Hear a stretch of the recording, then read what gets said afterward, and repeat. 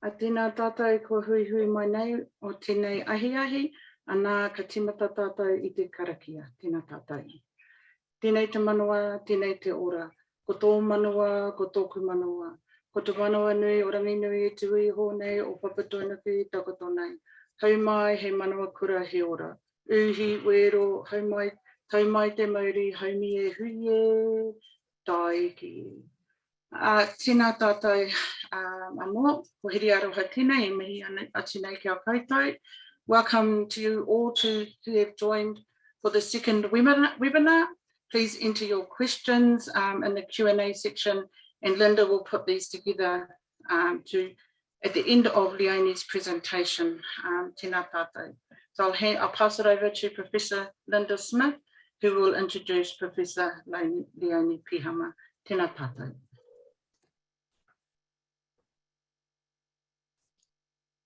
Tēnā koutou katoa. Ko Linda Smith tōku ingoa. Welcome to the second of our, I don't know where I got the third from, the second of our webinar series on He Waka Eke Noa.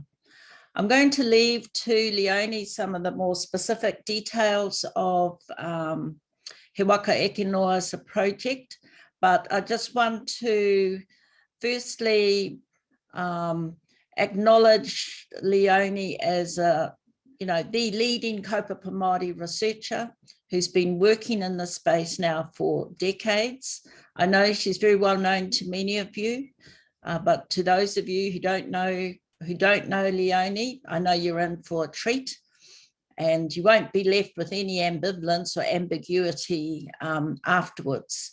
Leonie is a professor also at Ngā Waiatitui at Unitec, and also works as an independent researcher. So without further ado, I would like to bring Leonie on and look forward to a chat afterwards.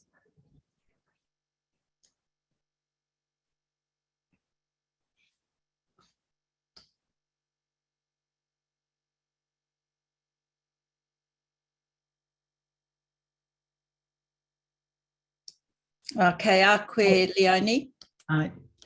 Tēnā koutou katoa, tūtahi tēnei mihi atu ki a koe hiri aroha, nau I whakatūwhera tō tātou nei hui, mai te karakia no reira tēnā koe, ki a koe hoki Linda, o tō mihi mai ki au I tēnei wā, huri no I te whare ipurangi nei, koutou kua uru mai ki roto I tēnei whare mo tēnei wā, tēnā koutou, tēnā koutou, tēnā koutou katoa.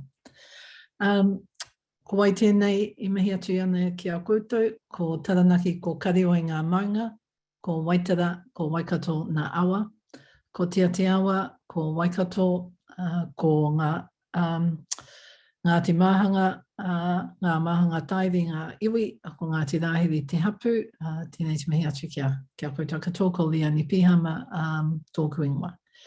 So I just want to add my welcome to everyone to the second webinar for He Waka Eke Noa, and it's really great to be able to continue to have this conversation after Linda opening last week with the introduction to how we came to this particular project, moving from an earlier project, He Oranga Ngākau, into looking at Māori understandings and views of trauma-informed care through to, alongside the Māori providers we work with, further developing it, looking at a range of cultural frameworks in terms of violence prevention and intervention.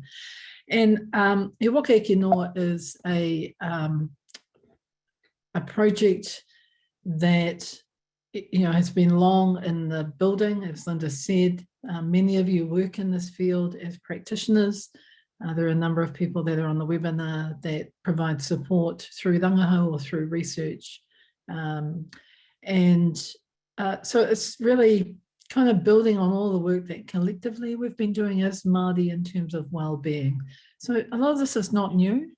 We know that, and some of it for He Waka Eke Noa, the team particularly, is documenting things that our people are already doing. And that's something that the two key providers that we're working with, Te Puna Oranga in o Tautahi and Te Waipounamu and Tūtama Wahine o Taranaki, said to us at the very beginning of the project is around documenting the work that our people are doing in terms of well-being and having that available not only to us, but adding to the evidence base that many people have been developing over time. So this presentation is really focused on Whakataukī and Whakataukī, and it's really looking at the Whakataukī and Whakataukī that were raised by whānau, by Māori organisations engaged in violence prevention and intervention in the various kōrero, the whakawhiti kōrero, the interviews, the conversations that we've had over the past 3 years. And so I've titled this particular presentation, Ka Mua Ka Muri, Looking to Our Past to Move Forward. And it's continuing on some work around Whakataukī that we've done previously around tamariki ora, to Whakataukī and Whakataukī as inspiration and guidance for our people. Many of the Whakataukī shared by participants are familiar to all of you. And so we're really looking at it in the context of the kind of family violence prevention work.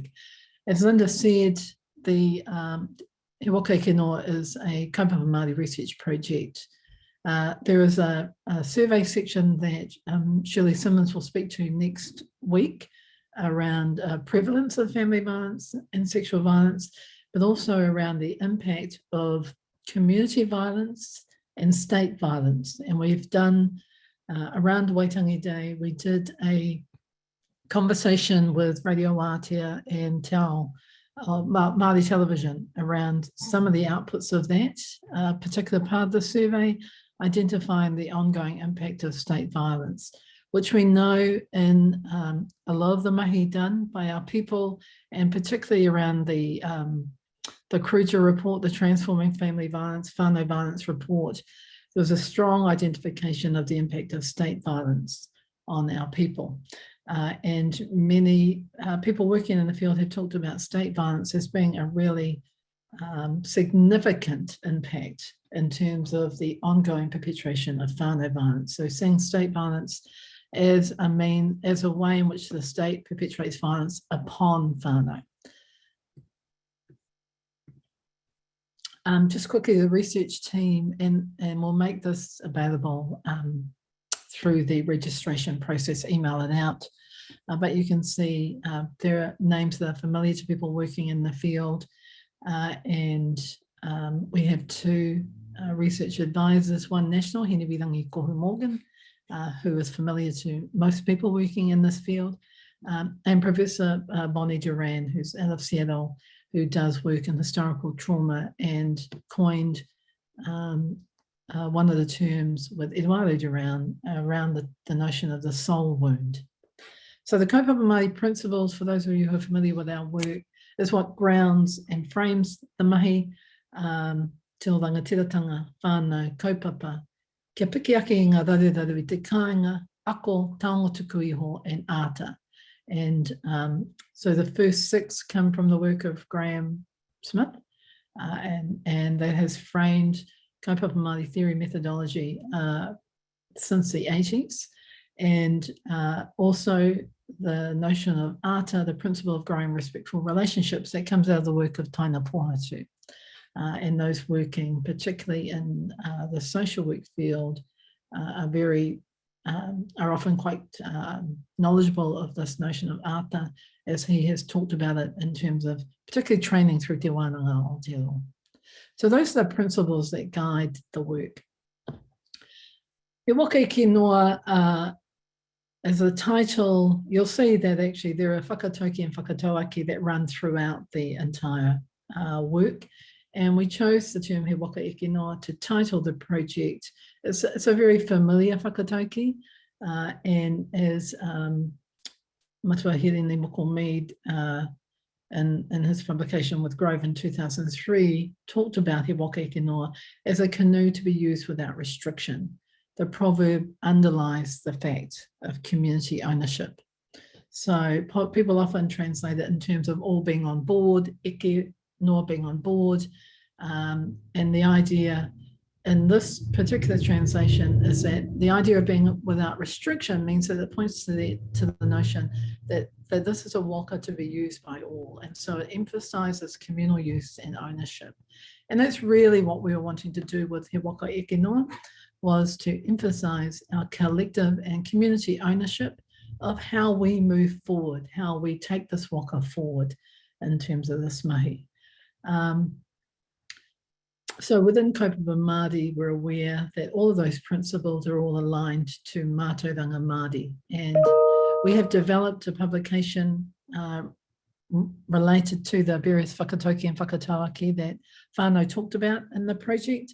And in that, Linda writes about mātauranga Māori as being a system of knowledge, the knowledge of everything, the organising principles for making sense, including the methodologies of everything we may seek. And so, of course, it brings a really broad notion, a really broad idea to how we think about mātauranga Māori, that mātauranga Māori is a Māori system, Indigenous system of knowledge that enables us to do and understand and investigate and come to know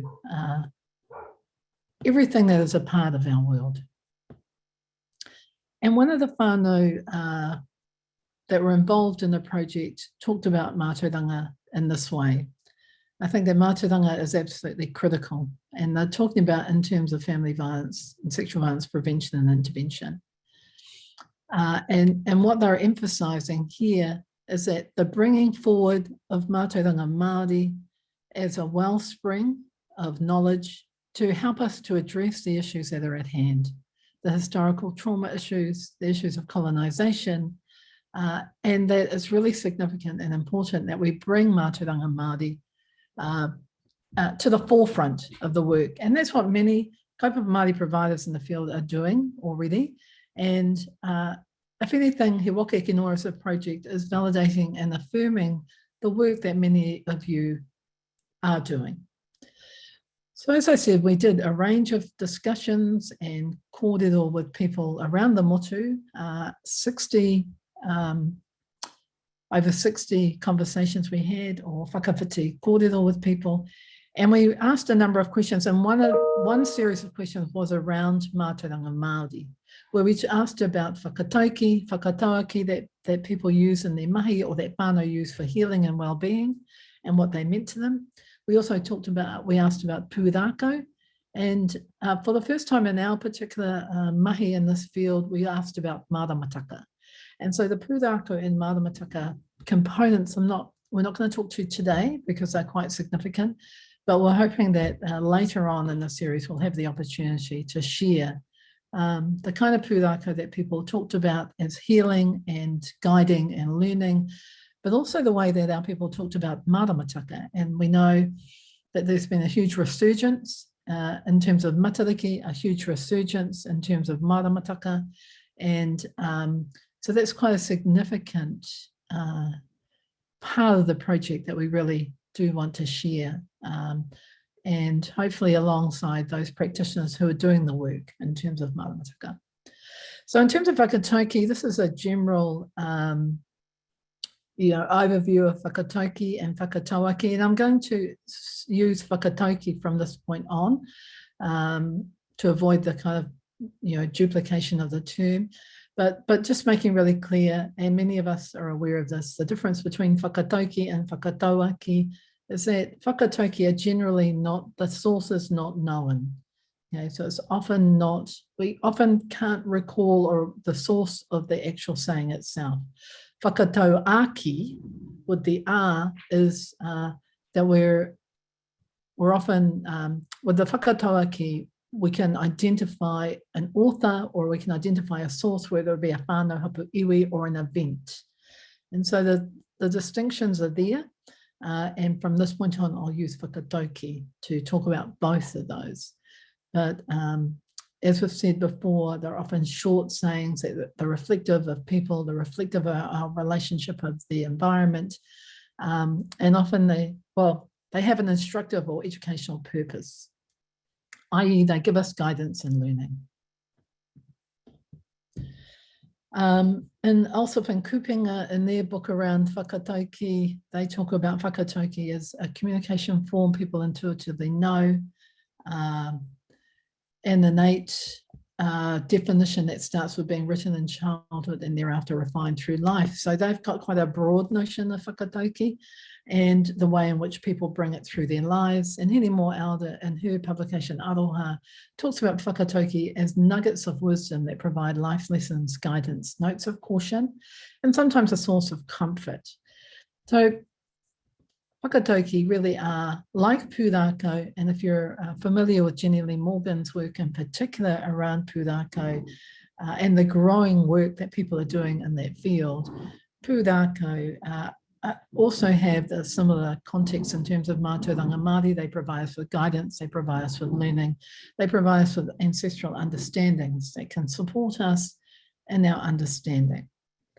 And this is from one of the kai kōrero that talked, one of the whānau that spoke in the project with the team around the significance of tikanga and significance of whakataukī. And that inside these are the traditional and the customary traditional sayings that we have and values that we have. And they talk about it in terms of whānau utilising whakataukī to respect each other's spaces, acknowledge each other for who we are and what we're discussing, all those kinds of things. And that in bringing forward whakataukī and these sayings into our lives, we're not only bringing the content and the presence of those messages, but in many ways we're bringing forward the presence of our tūpuna. We're bringing forward the memories that come with those and the way in which our tūpuna have continually been present in the guiding and guidance through their words, but through wairua and in wairua as well. So I wanted to just quickly go over some of the whakataukī that were shared by people in the project itself. So what we asked was, first of all, we asked, do you, your whānau, or you as a practitioner, draw on cultural knowledge and mātauranga Māori to guide your practice, to guide your understandings, and to guide the kind of changes that you want to make or that whānau want to make in their lives? And are there specific whakataukī that you utilise? So this is one, aroha ki te tangata. Some of these that people shared really have come from their own life experiences and have been handed to them either through their whānau or their organisation or through their hapu or iwi knowledge. So show compassion to people. And this is what this kai kōrero said about this particular whakataukī. The tikanga around aroha ki te tangata, because we haven't used and identified some of those tikanga around the way we treat each other and how we're going. So they utilise this as a way of bringing forward some understandings and thinking about what it can mean in our life. So it's like, it's also, whakataukī can also encourage us and challenge us to think more deeply about what it means to us, okay, what this term means to us. Respect and aroha for each other, being responsible for looking after ourselves and for each other, being responsible for some of the behaviours that we have in our lives and that continue to need to be addressed within our lives. So aroha ki te tangata is something that's not necessarily a new whakaaro, but for them it really was about thinking around not only the tikanga, but also thinking more deeply in terms of family violence prevention and intervention. So the concept of aroha, when we look at that and how whānau and Māori, Kaupapa Māori practitioners talked about their work, they talked about the concept of aroha as being central to working with whānau. That aroha we often talk about as being translated as love or empathy or compassion or caring. And we know that aroha has many layers to it, and that we are also having to decolonize this notion of aroha from the kind of Valentine's Day, Hollywood perception of love. And that aroha means much more. When we look at the term aro ki te hā, to turn the breath. And so aroha has a whole range of other layers that come with it. So a whakataukī like this is not only about showing compassion to people, but it's about thinking about the sanctity of those relationships, of the notion of aro and how we bring the breath of life and what this indicates to us, how we turn toward and give respect to and acknowledge the ha that has come through our ancestral whakapapa lines as being inherent to who we are. Mō tātou a mō ka uri a muri ake nei, for us and for all descendants to follow. So this came from kai kōrero from Ngaitahu. If I look at the Ngaitahu whakataukī, mō tātou a mō ka uri a muri ake nei, for us and our children, the descendants after us, it automatically leads you to believe that the whakataukī is about what's good for us is also good for our children. It's about them. So that, that gives us the whole notion of intergenerational relationships and whakapapa relationships. That's important to understand that we have these relationships with each other, and that what happens with this generation will impact on future generations.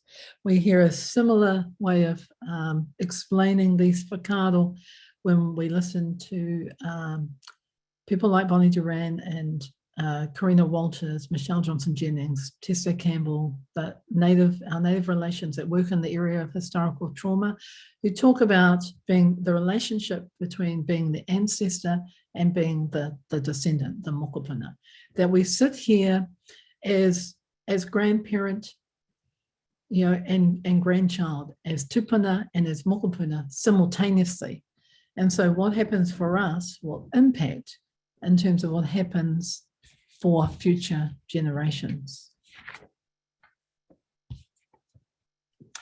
And so this brings us to, not surprisingly, another whakataukī, he mokopuna, he tūpuna, he mokopuna. And this comes from Tūtama Wahine or Taranaki, from Kaimahi working there. A grandchild is an ancestor, and an ancestor is a grandchild. And what they say is there are so many whakataukī, and all of it is around tamariki, around protecting our tamariki and the kōrero that Tūtama Wahine carries. He mokopuna, he tūpuna, he tūpuna, he mokopuna. The idea that one day our kids are going to be tūpuna. When I put that into the context of my life and I look at my tūpuna, they are people that were able to conduct tikanga. They were people that understood these concepts quite well and invested the way they knew into their tamariki to be able to carry knowledge. So again, as with the previous whakataukī, really bringing forward the significance of the place of tamariki, of our children, mokopuna, and future generations. And that within a Te Ao Māori framework, within a Kaupapa Māori framework, that tamariki are considered to be taonga, as we see in whakataukī, such as Te Taonga o Taku Nākau and others, the treasure of my heart, Te Kuku o Taku Manua, the pincer, the one that pinches my heart, all of these whakataukī around children that show that they draw attention to the sacredness of children and the way in which children provide us with our whakapapa lines into the future and therefore need to be at the centre of our well-being. This particular one, he mokopuna tūpuna, takes it a little bit further in the acknowledgement that we are all ancestors and we are all grandchildren simultaneously. And so the roles that we have, they mature and they come to life as we grow through. So we come in as mokopuna who are future tūpuna, who are future ancestors. And so it brings the connection between generations, and that this whakataukī emphasises that we have all of these roles in our lifetimes.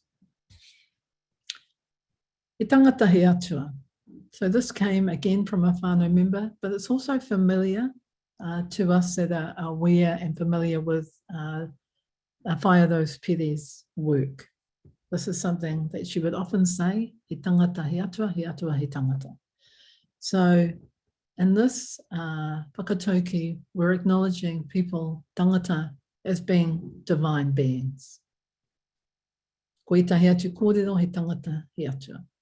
I roto I tērā whakatauki, he ida tangata, a he ida atua, he ida tangata. Kei roto I a tātou, nā āhua o ngā atua katoa. Engari kei a tātou nā tikanga me te mōhiotanga, te whakatipu ngā atua I roto I a tātou. I hia hauna kia whakaputa kia whai. Anō nei nā tikanga I roto I o tātou nei ao, ka whānau te tumaiti, haria ia ki te awa, whakatohia ki ngā atua, I hihi ana koe kia whakaputa I tō tumaiti. So what they're saying in this, in terms of the explanation for this particular whakatauki, is that we are born with either tangata and either atua. We are born as both human and as divine beings. And that within us, we have these ways of being and these characteristics of our atua, of our deities that are within us. And that it's up to us to bring forward that tikanga, those practices, and to remember those things about how we then grow. We grow those characteristics within our children and within ourselves so that they flourish and so that we see those, so that they come to the fore.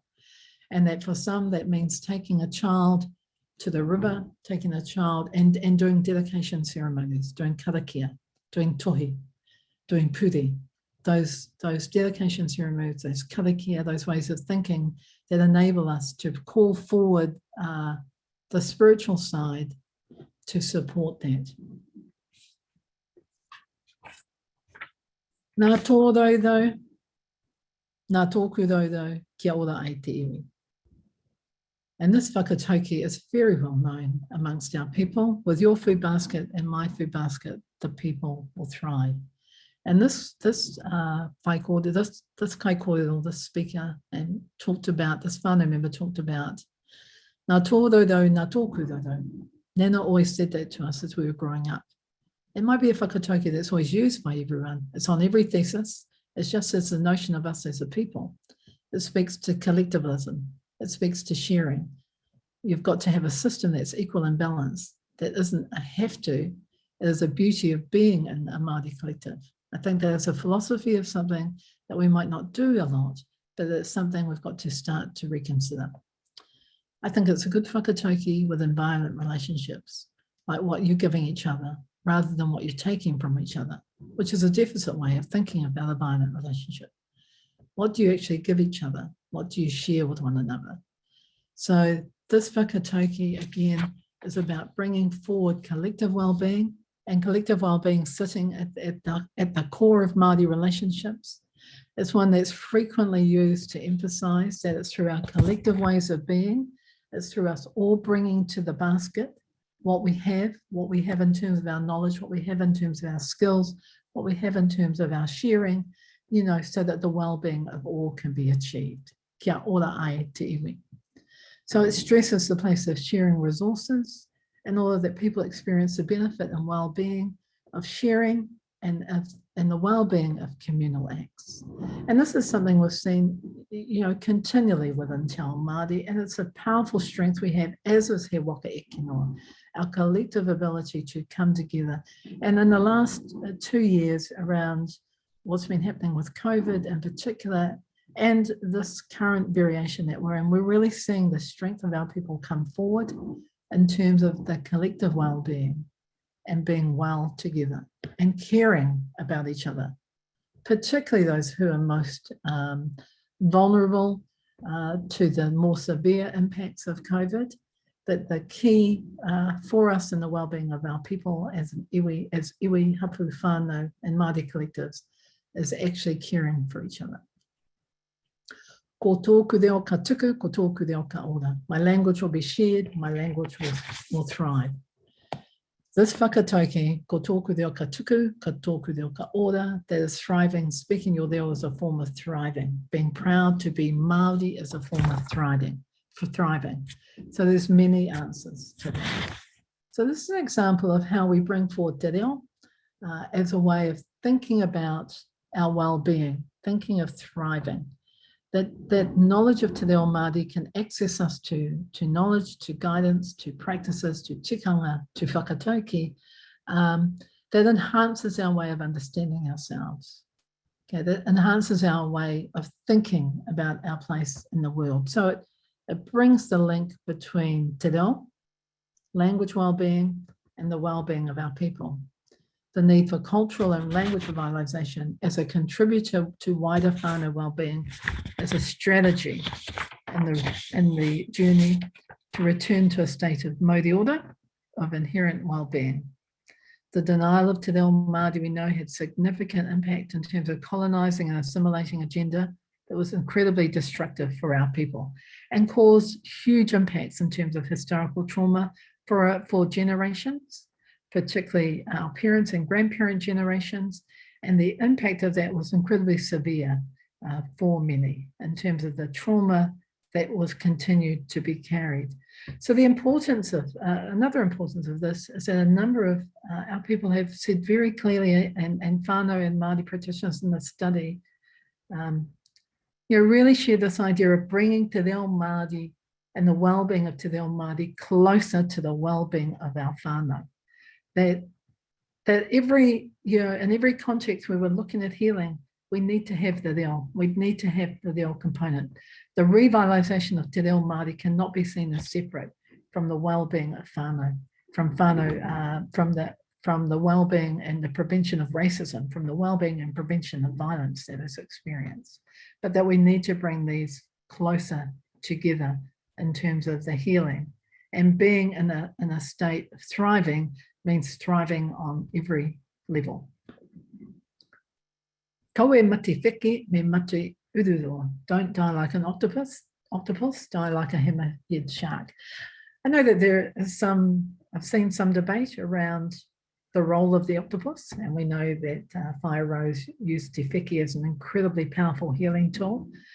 And so we're not going to debate that context necessarily now, but what this is really saying to us is that the hammerhead shark can't stay still. The hammerhead shark has to continue to move in order to survive. It has to be progressing and always moving forward. And so this person was always talking about the power of moving and going down fighting. So it is about resistance. They are talking in this context. I always think kaue mate wheke, me matu ururo, go down thinking, go down fighting. I do think that. So it's about speaking to the need of maintaining a strength to continue to fight or struggle without giving up. The comparison of the hammerhead shark is an indication to the octopus, is an indication our tūpuna saw a greater strength in the hammerhead shark, which also had the octopus as one of its prey.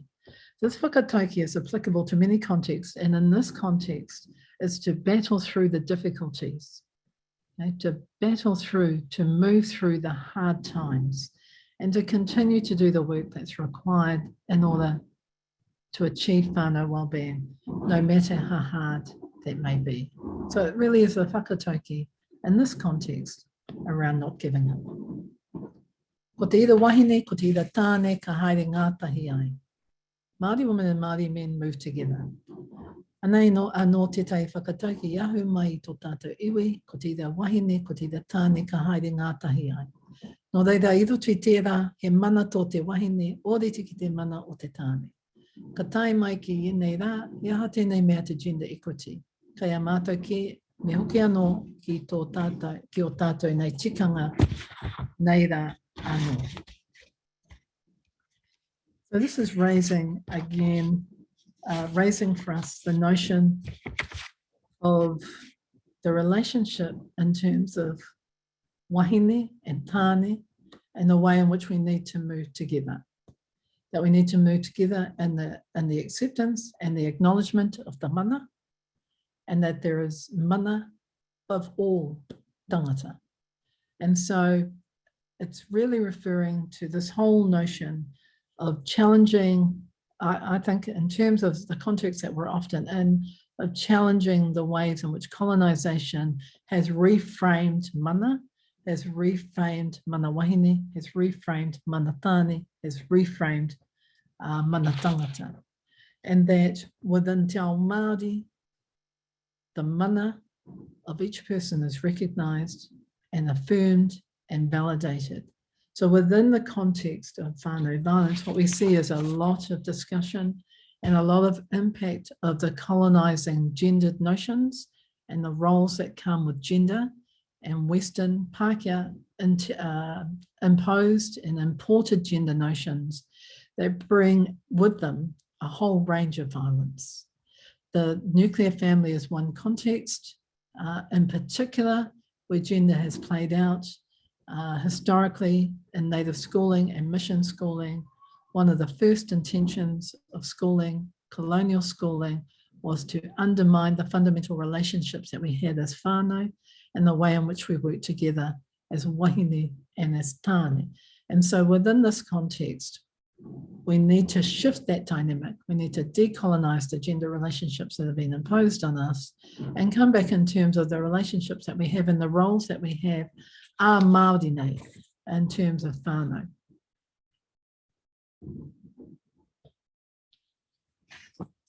Utua te kino ki te pai. Respond to evil or hate with goodness. E nui nā whakataukī puta mai taku hine ngaro, uta te kino ki te pai. Ia te mea nui o te ao ko te tangata. Ia te mea nui ko te aroha. E nui no atu nā whakataukī I ki atu tātou, te iwi Māori, whaia I nei tikanga, hei painga mau, mō tō whānau, mō tō hapu, mō tō iwi. Utua te kino ki te pai is a term that we've seen in a whole range of contexts, and it is our reminder to ourselves of actually responding in particular ways to those things that are oppressive to us, to those things that are harmful to us, and to do that in a way that enables us to move forward in line with our own tikanga. So this is I think often this is seen as a whakataukī that kind of aligns to the notion of kia tau te rangi Māori. Okay? So kia tau te rangi Māori, doing things in peaceful ways, but it's not a whakataukī that denies resistance. Okay? Utua te kino ki te pai means that we respond to harm, we respond to hate, we respond to these within the tikanga process that we have. And we know that within tikanga, that way can include a whole range of possibilities, including utu, including muru, and including forms of koha in terms of relationships. So with this whakataukī, this person is really bringing forward the way in which we can respond to violence, the way in which, and when we're talking about state violence, we're also talking about notions of racism. We're talking about the ongoing implication of the state's failure to honour the Te Tiriti o Waitangi. All of these things is to respond to them in ways that align to what we're doing and to align to our tikanga. Ia te mea nui o te ao ko te tangata. We know what is the most important in the world is people, and this person is saying, and that means working in ways that also affirm aroha. Okay, so they're linking together a range of whakataukī, and what is important, that it's compassion, that it's empathy, that it's being careful.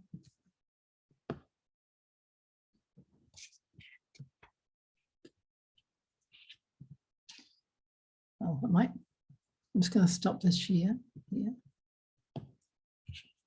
So what we have, okay, what we've done in the project itself is to continue to look at a range of mātauranga Māori, a range of contexts, including whakataukī and whakatauaki, that give us sets of principles and frameworks for thinking about moving forward within our own cultural frameworks. They give us positive messages, but also give us learnings and guidance for intervention and for prevention. The thing around whakataukī is that they give us these ancestral instructions that are really a clear communication for us, that are a clear learning between our tūpuna and ourselves. Now, I also want to say that there are many opportunities for us now as tūpuna to also be creating whakataukī and whakatauaki for the next generation. And I know in the work done by Matua Wharihuia Milroy, one of the things that he had been working on was this regeneration of whakataukī and whakataukī in a contemporary way that give us contemporary understandings for what we're experiencing now, which is what our tūpuna have given us within their whakataukī and within the learnings that they've given us.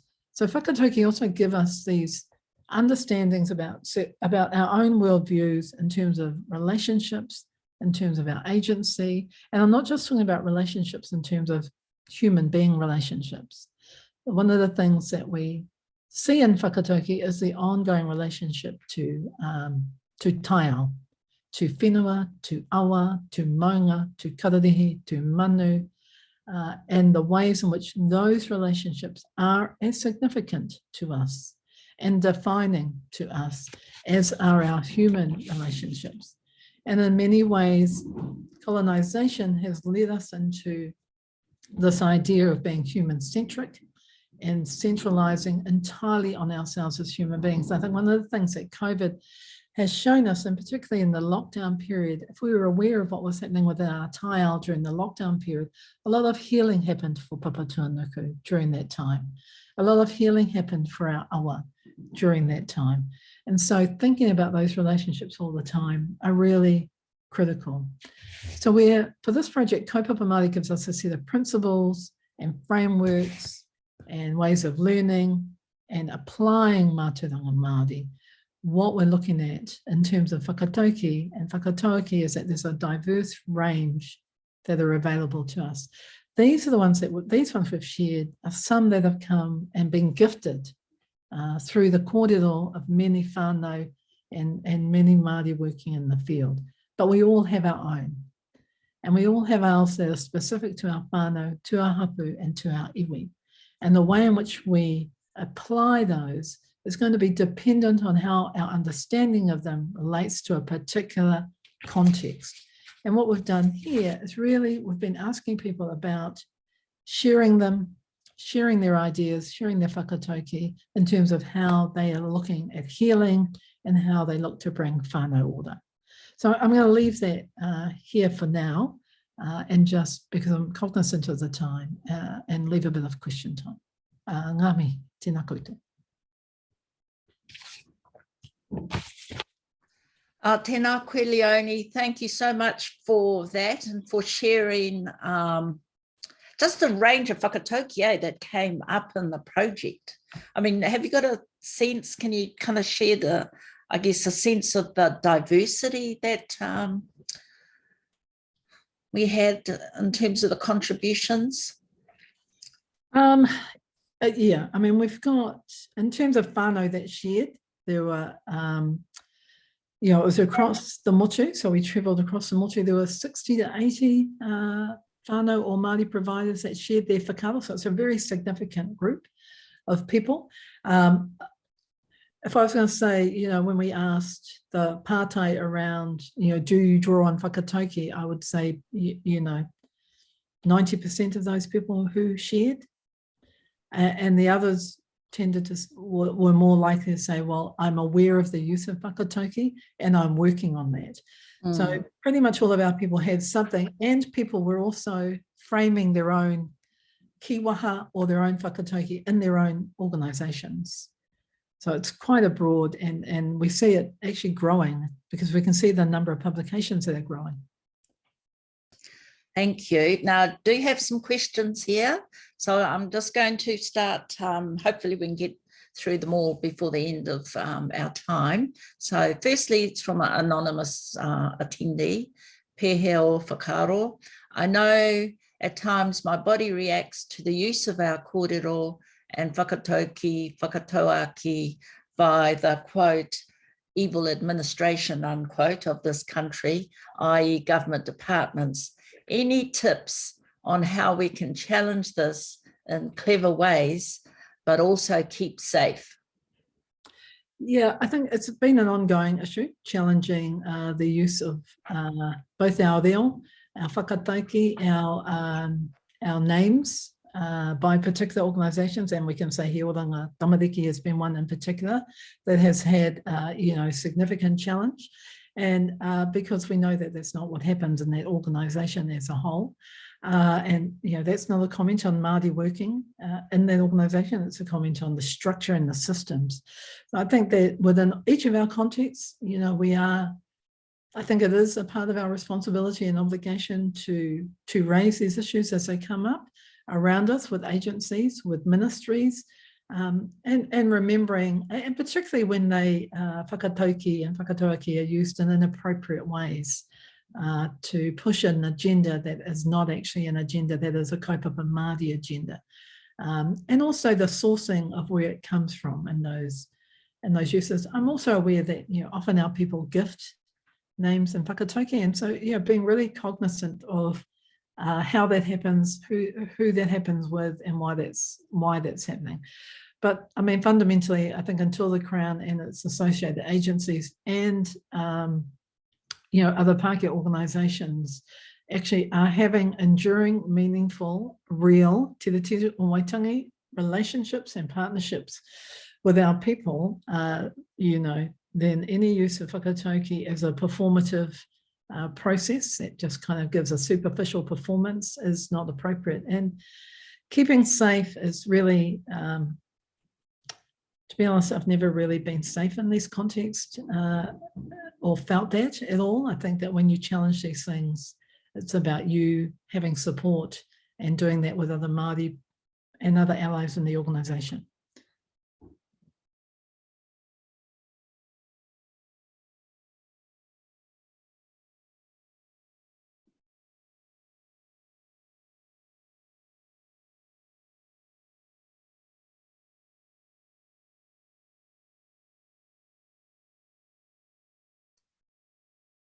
Kia ora tātou. I think somehow we've lost Professor Linda Smith. So I'll jump in and go through to the next question, if that's all right, Leonie, and hopefully Linda will come back to us.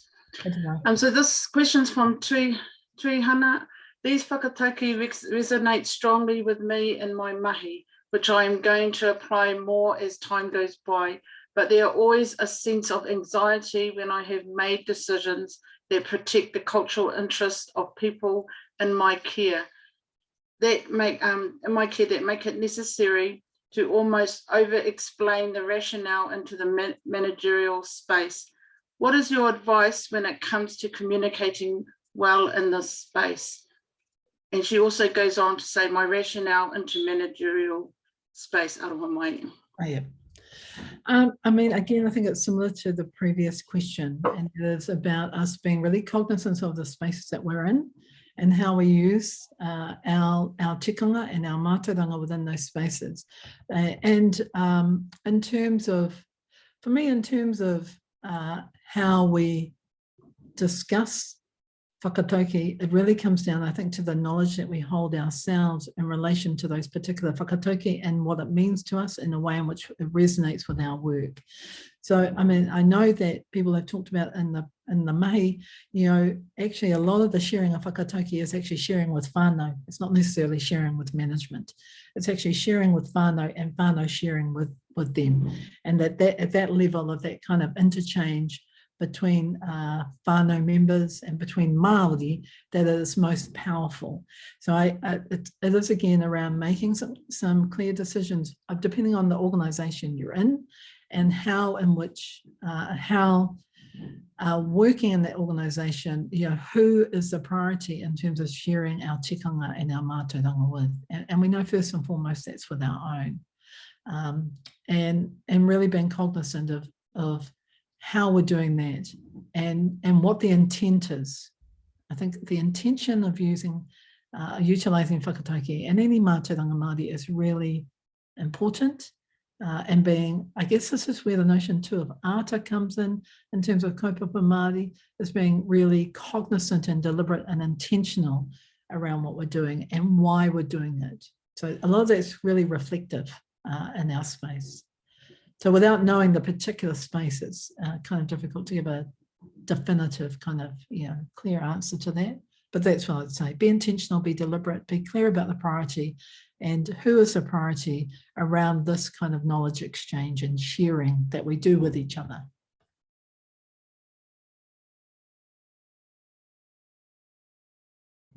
You back, Linda? Can you hear me? Hi.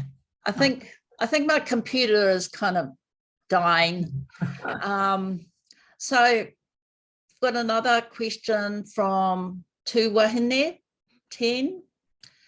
In relation to the use of the whakataukī as a tool for intervention, I'm interested in how we apply them as a way of working with whānau, and particularly wahine who are healing from child sexual abuse. This can at times be much of a process of healing of the individual and the mamae within childhood memories, utilising these taonga as a way of retrospective healing of the inner child, which I feel is as relevant to working with these taonga in present spaces. Has the research looked at the different ways in which these taonga may be used based on the time and spaces where the trauma has originated? I.e., is there a difference in thinking around whakataukī when working with historical trauma versus utilising whakataukī related to present situations? I mean, that's a really huge question. And in short, so yes, people were asked about how they utilised these particular whakataukī and why they had these as a particular focus in their mahi. And so we're still yet to do work on that in terms of the practitioner work. And in 2 weeks' time, I think we have Ngāropi Cameron, who's from Tūtamawahine, who's going to speak more specifically to the application of the work for practitioners. What I do know is that when people talked about the utilising of using whakataukī, so these were just some examples, but what they also said is that there are other examples depending on the context of what was happening in that time with the whānau that they were working with or with the person that they were working with. And so for them in doing that mahi, they would draw on whakataukī relative to the particular context of the time. So what I've done today is kind of given a general overview of some of the whakataukī that people have talked about, but there are others as well. And so I think when we look at the work from Karina Walters around historical trauma, and I want to give Linda some time to speak about this from the He Oranga Ngākau project as well, in terms of the trauma impact.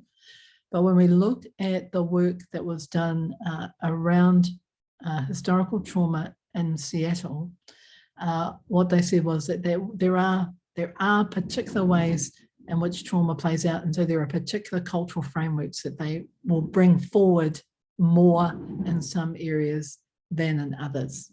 So I'm going to leave it there, but it is something that if you're able to come back on for Ngāropi, she's going to, and then we've got Betty Seal and a couple of others internationals coming in to talk about how they apply their cultural frameworks as practitioners.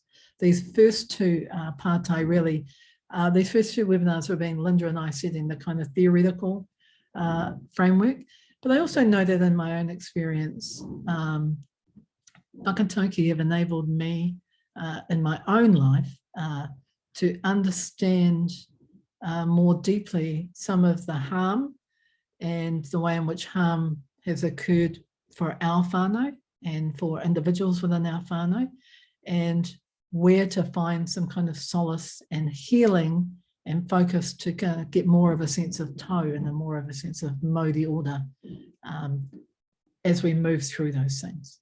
But Linda, you might have a reply from the earlier project.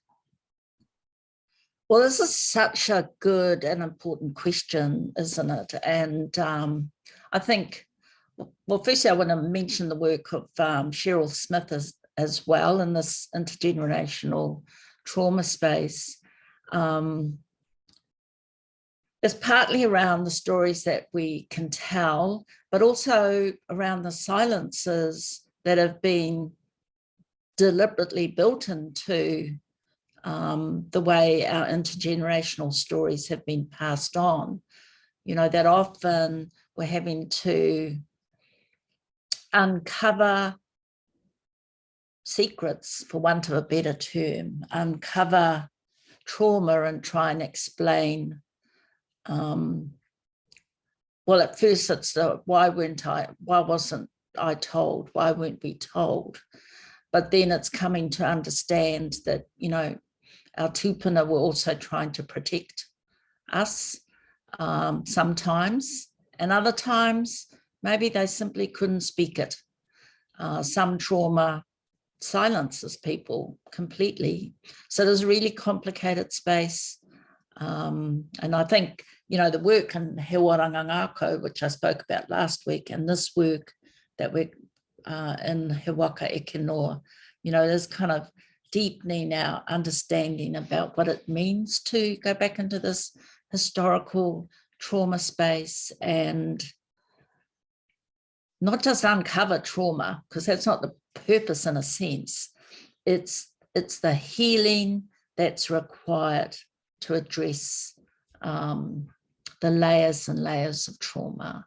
And I think the relief of guilt and, you know, genuine mamai and ambivalence around where we stand. I think, you know, it is about enhancing mana and having mana, reclaiming that for ourselves. But thank you for that question. I'm really conscious we need to move on. So I've got a question here. Oh, sorry, I can just see John Walden's put in a comment around using whakataukī with whānau in the family violence cases. It's been very rewarding for both parties and helped focus corded on the relationship both parties wanted to address. And I think that is what whakataukī can enable us to do, can enable us to focus in on that. And I also remember a number of whānau talking about what having access to some mātauranga Māori that they didn't have access to before enabled them to do was to understand their backstory, was to understand what it, you know, the things that had been happening, and that this whole kind of you know, the impact of colonisation, how it's re-gendered us, how it's removed us from collective responsibility, how all those things have happened to us, that within whakataukī we can bring forward ways of bringing that back together and ways of re-understanding and regenerating our own tikanga, and that has come up quite a lot. We also know there's a lot of evidence that says that our cultural reconnection is really important to our ways of understanding ourselves in our relationships with each other. Thank you, Leonie. Another question. I'm looking at the Q&A, but there are clearly a lot of comments coming up in the chat as well. So this one is from Marjorie. Leonie, you mentioned that it wasn't a surprise that whakataukī were shared by our kai kōrero. Can I ask you, though, with over 60 hui, how did it feel when you both started to see all of the themes across the project? Did it meet your expectations? Having done work with Tū Te Moahine and Te Pina Oranga before, Linda and I, we've had a really kind of good, you know, we've been fortunate to have had Māori practitioners who are doing the work, you know, constantly talking to us about the things that come up, and more than just those organisations, many other organisations. We've worked with Heather Clark, we've worked with a whole range of people. And so the themes that come up are not necessarily new themes. And I think most Māori providers know, you know, we know what the themes are. What comes up is people's way of dealing with those themes that kind of gives us new ways of understanding, and some of the whakataukī that come up. So you know, thinking about the impact of, you know, violence and notions of prevention and intervention, you know, I would not have thought myself about the whakataukī kawe mate whiki me mate ururo. I wouldn't have thought about that whakataukī in relation to this area until, you know, the person who shared it talked about that thing of moving through the hard times, of that the violence from the state. There is an act of resistance and strength. So those things that come up, I think that we can never hear enough from each other as Māori about how we can draw on these, because we can only draw on the guidance that we have from what we know, and so we get all of this other, you know, incredible information. The pūrākau area, because we know that pūrākau is incredibly important to telling our histories, and we know that if we don't know our histories, we have a disconnect. And so within the pūrākau, there are ones that we have heard before, that organisations have used before, like ngā kaitiaki Māori, te ohaki a hene. Hene Wirangi used that, the story of hene, hene ahona, hene titama. That's a pūrākau that is used often. And then we hear it again, but we hear someone else's take on it and the way that they apply it. We hear the story of Niwareka and the way in which Niwareka went home to Rarohenga. So we hear those stories, but we also, there are other stories that are iwi specific and whānau specific and hapu specific that we can never really have an expectation on. And I think there are a couple of really big things that came up that we haven't heard a lot of before because we haven't asked the questions before. And that's the thing about rangahau, right? If you don't ask the question, you're not going to get the answer. Or if you ask the wrong question, you're going to get an answer, but it's not necessarily going to be applicable. So being very intentional about asking people, do you think maramataka has a role to play in our healing? Has brought forward a huge amount of conversation and discussion around maramataka that we haven't seen in that depth in previous work. And the other one that a number of whānau talked about was kai, when maramataka came up, the kind of kai that we eat, the way in which certain kai impacts on our behaviour, things like sugar, you know, or, and because maramataka came up, it meant kai came up and emotions came up. And, yeah, and the relationship of marama and rerenga atua or menstruation came up. All these things came up that we know we've been doing bits about, but we hadn't asked those questions before. And so I think we're just really the tip of the iceberg at the moment. There's a huge amount more to do. And I see someone, you know, making comment around Taina's work around takepu, you know, takepu, ata, all those frameworks. And we've got many other frameworks that are out there that we're aware of, tuakiritanga, that people are using. And we're just trying to find a space for people to share that together collectively. One more question, that's all we've got time for, which is in that Q&A box.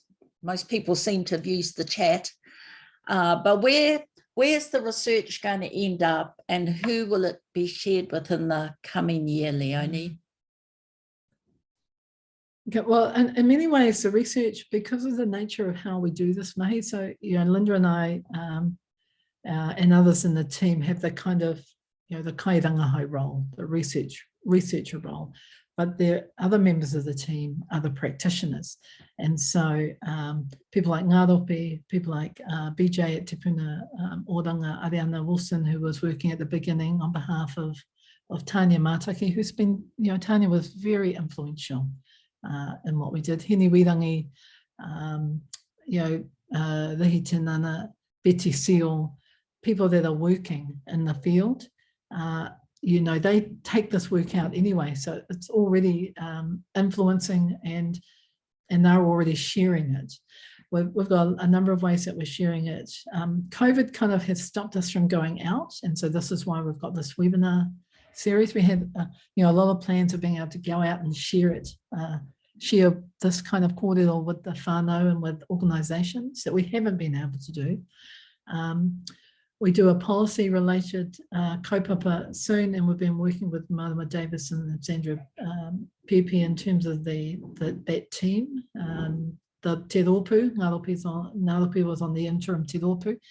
So there's kind of lots of ways that it gets shared out through many different frameworks, and we're going to continue to do that. And so people who have registered for this, we're going to keep sharing out as much as we can. To you all. We do have a conference that we want to do, which we keep moving back because we really want to do it face to face, and that's been hosted by Te Puna Oranga in Otautahi. And if you're interested, you can just request the information through the registration. At the moment, we've kind of pushed it back to July, and if we have to, we'll push it back again because we really want to try and do this kanohi ki te kanohi and actually have some good time together. If we can't, then due to COVID, then we'll take it online and people will get notification of that. So it's kind of constant sharing. We don't really wait till the end, so to speak. We try and share it out as much as we can. Thank you, Leonie. I think we've come to the end of our session, and I know there are a whole lot of unanswered questions. It's not that I couldn't read them out, but my mouse has failed, so can only work on what I've got in front of me. But to all you participants who we can't see, we just want to thank you for joining us this afternoon.